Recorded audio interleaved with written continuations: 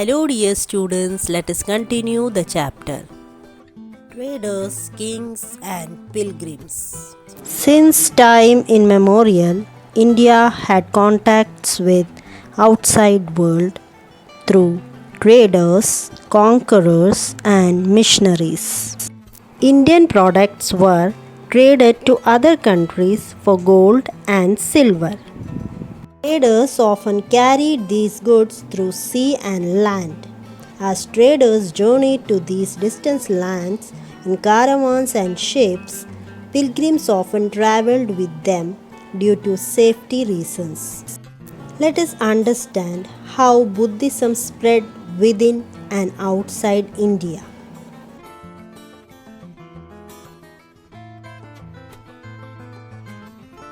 Rulers like Ashoka and Kanishka sent Buddhist missionaries within and outside India. Countries like Sri Lanka, China, and Central Asia. In all these regions, Buddhism acquired a large following and many Buddhist monasteries and statues were built. Through the Silk Route, through which Chinese silk were transported, the Mediterranean region, Mahayana Buddhism spread and became very popular in Central Asia, China, Korea, and Japan.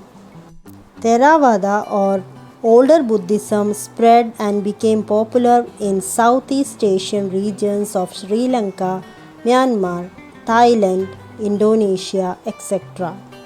Buddhism spread western and southern India, wherein Western Ghats Buddhist hill caves carved out by merchants and farmers at king's orders.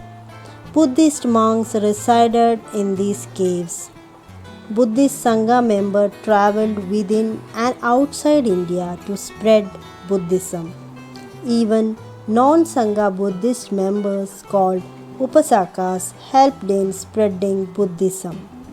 Buddhist viharas or universities attracted foreign students from distant lands, later returned to their homelands to spread Buddhism.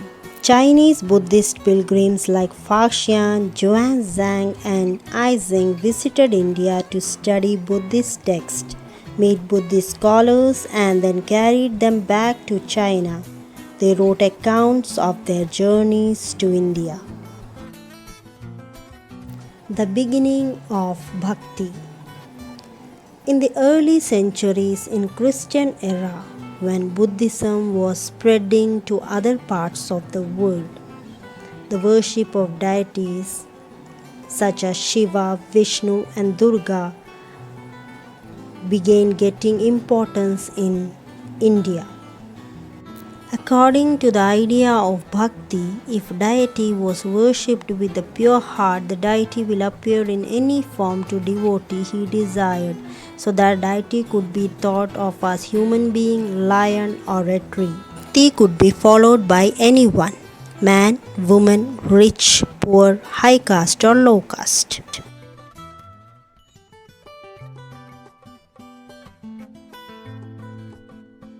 Once the idea of bhakti began to spread, artists started creating beautiful images of deities. These images often placed in temples or special homes.